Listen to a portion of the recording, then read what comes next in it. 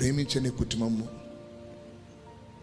ఏమైనా అయితే నీకు ఎట్లుంటుంది మీరు ఆలోచన చేయండి. ఎప్పుడన్నా మీరు చూడండి, బండి మీద పోయేటప్పుడు తండ్రి చిన్న పిల్లోడు ఉన్నాడు, చిన్నగా యాక్సిడెంట్ ఏమైందా, ఎక్కువ దెబ్బ తండ్రికి తగిలి రక్తం అంతా కారుతూ ఉంటుంది.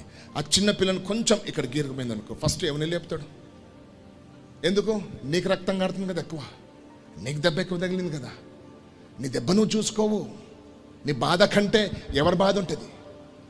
నీ పిల్లలు బాధపడుతుంటే నువ్వు బాధపడలేవు. గుర్తుపెట్టుకుంటే ఒకసారి నువ్వేమంటావు? ఆ బాధ నా మీదకి వస్తే చాలు, నా పిల్లలు మంచిగా ఉండాలని కోరుకుంటావు నువ్వు.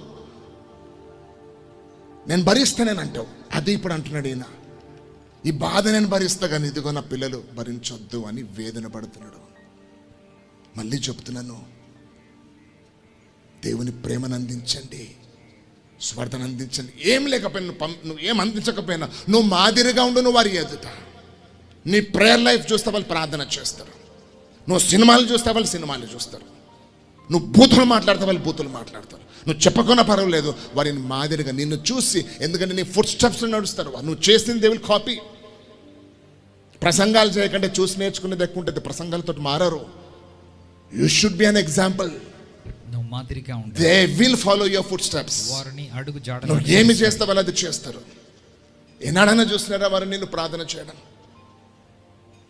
నా పిల్లలు చూస్తారు, నేను అక్క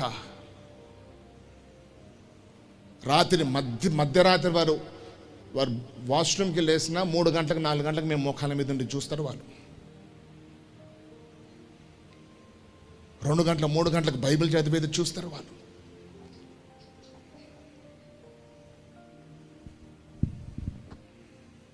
ఏం ఫోన్లో ఏం చూస్తున్నామో చూస్తారో, వాళ్ళు ఏ వాక్యాలు వింటున్నామో వాళ్ళకి తెలుసు, ఏ పాటలు వింటున్నామో తెలుసు.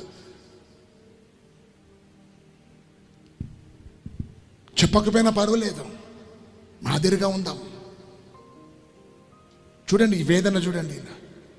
అయ్యో నేను అసలు దాని మంటల్లో పడిన వాడు వేరే గురించి ఆలోచిస్తాడా సార్? కానీ ఏమంటాడు? నా ఇంటి వారికి చెప్పండి, వాళ్ళు వస్తారేమో, నేను అది తట్టుకోలేడంటే దీనికంటే. అందుకే అంటున్నా, అన్నిటికంటే ఘోరమైనది ఏం తెలుసా? నీ కళ్ళతోట నీ పిల్లలు బాధపడడం, నీ కళ్ళతోట వారు నీ ముందు, నీకు కూడా తెలుసు రేపు దినం వీళ్ళు కూడా నాశనం అయిపోతారంటే నీకు ఎట్లుంటుంది మీరు ఆలోచించండి.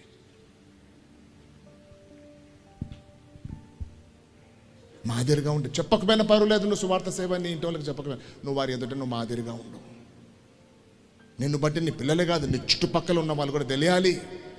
నీ ప్రవర్తన ఎలా ఉంది తెలియాలి, దేవుని కుటుంబం ఎలా ఉంటుంది తెలియాలి, దేవుని గృహం ఎలా ఉంటుంది తెలియాలి, దేవుని ఇల్లు